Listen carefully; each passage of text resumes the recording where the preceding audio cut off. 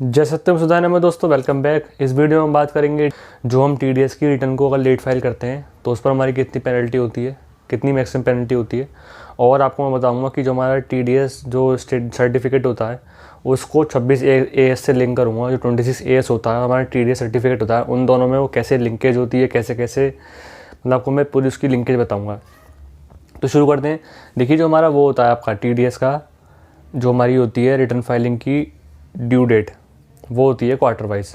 अगर हम उस रिटर्न को लेट फाइल करते हैं तो जो हमारी पेनल्टी होती है वो होती है 200 रुपये पर डे। अगर आपने टीडीएस रिटर्न मान लीजिए 4 दिन लेट कर दी तो 200 × 4 आपका जो 800 रुपीज़ है वो आपकी लेट फी जाएगी। तो मतलब कि अगर आपने टीडीएस रिटर्न को लेट फाइल करते हैं तो आपकी जो लेट फ़ी की जो पेनल्टी है वो है हमारी 200 रुपीज़ पर डे। अब ऐसा तो ये है कि अगर मान लो मैं लेट करता रहूँ तो ऐसा तो बहुत पहुँच जाएगी। तो उसके लिए प्रोविज़न है कि आपकी जो लेट फ़ी है वो मैक्सिमम होगी आपकी to the amount of TDS. मतलब कि आपने टीडीएस काटा, मान लीजिए 1 लाख रुपये आपने कोई ट्रांजैक्शन करी, उस पर आपका मान लीजिए 10% टीडीएस बनता है, तो आपका जो टीडीएस बैठा वो बैठा टोटल 10,000 रुपीज़। तो आपका जो 10,000 रुपीज़ वो बनता है टीडीएस। और मान लीजिए आपकी लेट फ़ी आपकी बहुत ज़्यादा होगी, आपकी लेट फ़ी बन गई मान लीजिए 15,000। तो क्या मैं 15,000 पहले मैं लेट फीस पे करूँ और फिर वो भी पे करूँ टीडीएस भी? तो ऐसा नहीं है। जो आपका मैक्सिमम टीडीएस है, मैक्सिमम टीडीएस मेरा कितना है 10,000 रुपीज़। तो मैक्सिमम जो आपकी लेट फ़ी होगी फॉर नॉन फाइलिंग रिटर्न वो मेरी 10,000 होगी। मतलब कि maximum fees can be equals to और less than the amount of TDS deducted. दोबारा रिपीट कर देता हूँ। जो मेरी मैक्सिमम टीडीएस की पेनल्टी होगी वो मेरी जो मैंने टीडीएस काटा है उसके अमाउंट तक होगी, उससे ज़्यादा कभी नहीं होगी। अब आते हैं हम, एक होता है हमारा जो आपने सुना हो टीडीएस सर्टिफिकेट। टीडीएस सर्टिफिकेट हम किसको बोलते हैं, क्या होता है? देखिए, जो टीडीएस सर्टिफिकेट होता है वो होता है हमारा एक इनकम स्टेटमेंट। इनकम स्टेटमेंट कैसा, आपको मैं सिंपल लैंग्वेज में बताऊं तो हम उसको कह सकते हैं कि मेरी जिस इनकम पे मेरा टीडीएस कटा है वो सारा हिसाब उसमें होता है मेरा टीडीएस सर्टिफिकेट में। क्या होता है टीडीएस सर्टिफिकेट में?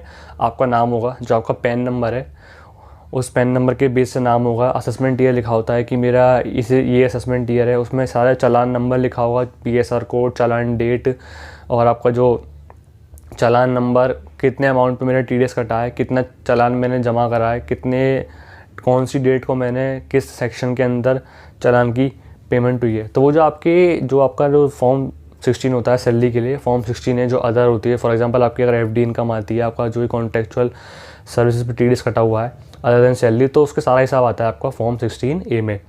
और जो अपनी सैलरी पर वो टीडीएस कटा है उसको हम बोलते हैं फॉर्म 16, जिसके 2 पार्ट होते हैं। मतलब कि जो हमारा टीडीएस सर्टिफिकेट होता है वो सीधे सीधे हमारी बताता है कि मेरी इस इनकम पर इतना इतना टीडीएस इस डेट को इस चालान के थ्रू कटा है। तो टीडीएस सर्टिफिकेट सिंपल लैंग्वेज में वो मेरा है केवल इनकम स्टेटमेंट। मतलब कि उसमें मेरी इनकम का हिसाब लिखा होता है कि मेरी इस इनकम पर टीडीएस कटा हुआ है। अब आते हैं हम 26 AS पे कि आखिर जो टीडीएस जो कटता है हमारा वो हमारा 26 AS से कैसे लिंक होता है। देखिए, जो टीडीएस सर्टिफिकेट कटता है वो सैलरी के अलग होता है, अदर देन सैलरी के लिए अलग होता है। जो 26 AS होता है, ध्यान सुनिएगा, जो हमारा टीडीएस सर्टिफिकेट होता है वो मेरा सैलरी के लिए अलग, अदर देन सैलरी के लिए अलग। फॉर एग्जांपल आपके एग्जांपल लेता हूँ, आपको मान लो हो सकती है आपकी पंजाब नेशनल बैंक में आपकी FD हो सकता है आपकी एक्सिस बैंक में FD हो। अगर आपके 2 बैंक में अलग अलग FD हो गई तो एक फॉर्म 16A आपका पंजाब बैंक इशू करेगा, एक फॉर्म 16A आपका एक्सिस बैंक इशू करेगा। मतलब हर बैंक अपने अपने हिसाब से अपना इनकम सर्टिफिकेट, जो आपका इनकम सर्टिफिकेट है वो देगा।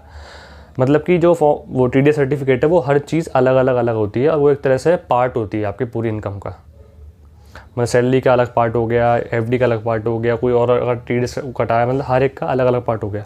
ऑन द अदर हैंड जो 26 AS होता है वो जो हमारे जो पार्ट हैं उनका एक कंपाइलेशन होता है।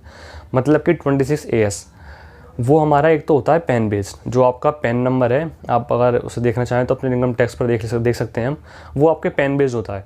जो अगर उस पैन पर जो टीडीएस कटा है वो उसका एक तरह से कंसोलिडेटेड स्टेटमेंट होता है। मतलब कि जो 26 AS में आपका सारे हिसाब आएंगे टीडीएस का, उसमें ये नहीं कि केवल सैलरी या केवल अदर देन सैलरी का आएगा। फॉर्म 26 AS में आपका सारा पार्ट आता है कि अच्छा इसने मेरा इतना टीडीएस काटा इस सेक्शन के अंदर, इसने मेरा इतना टीडीएस काटा इस सेक्शन के अंदर, इसने मेरा इतना टीडीएस काटा इस सेक्शन के अंदर, इतना मेरा इनकम टैक्स रिफंड आया, इतना मैंने प्रॉपर्टी जब खरीदी तो मेरा इतना टीडीएस कटा हुआ। मतलब उसमें सब कुछ आता है। मतलब कि दोबारा रिपीट करता हूँ, जो मेरा टीडीएस सर्टिफिकेट होता है वो होता है मेरा एक तरह से बाइफर्केशन कि इसने इतना TDS काटा, वो अपना सर्टिफिकेट देगा, इसने इतना TDS काटा, वो अपना सर्टिफिकेट देगा, इसने इतना TDS काटा, वो अपना सर्टिफिकेट देगा। ऑन द अदर हैंड जो 26AS होता है वो आप खुद निकाल सकते हैं अपने इनकम टैक्स पोर्टल पर, अपने इनकम टैक्स पोर्टल पर लॉगिन करके। और वो एक होता है कंसोलिडेटेड स्टेटमेंट ऑफ इनकम, मतलब कि उसमें सारी इनकम आती हैं। हो सकता है आपके किसी रीज़न से आप अपना भाई इनकम स्टेटमेंट ना ले पाए हो, मतलब अपने आपका जो एम्प्लॉयर है हो सकता है, या फिर जो आपके मान लो बैंक में FD है, हो सकता है किसी रीज़न से आप वो उस इनकम स्टेटमेंट को नहीं ले पाए हो। अब आपको अपनी इनकम स्टेटमेंट फाइल करनी है, तो आप सबसे बड़े तरीके क्या करेंगे, अपना फॉर्म 26AS निकालेंगे। फॉर्म 26AS निकालेंगे, अगर उस पार्टी ने आपका TDS काटा है और कंडीशन रखते हैं कि आपको पैन ने सही डाला है, तो वो आपके पैन में जो आपका पैन नंबर है उस बेस पर आपके 26AS में वो चीज़ दिखाएगा कि हाँ भाई इस पार्टी ने मेरा जो है TDS काट के जमा कर दिया है।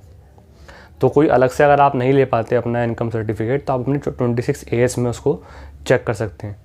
तो मेरे हिसाब से आपको क्लियर होगा कि फॉर्म 16 जो हमारे TDS सर्टिफिकेट होते हैं वो एक तरह से पार्ट होता है इनकम का। On the other hand 26AS उन सारे पार्ट का एक सम होता है, वो जो इसको कंसोलिडेटेड स्टेटमेंट दिखाता है। तो मेरे हिसाब से अब क्लियर होगा कि फॉर्म 16 क्या था, मतलब TDS सर्टिफिकेट क्या था, TDS सर्टिफिकेट और 26AS में क्या क्या डिफरेंस होते हैं, हमारा जो पेनल्टी होती है late filing of TDS return वो क्या होती है, मैक्सिमम कितनी होती है। तो इस वीडियो में इतना ही था। देखने के लिए thank you. Please like, subscribe and share. अगर आपको मेरी वीडियो पसंद आती है तो उसको शेयर ज़रूर करा करिए। जय सत्यम सिद्धाय नमः।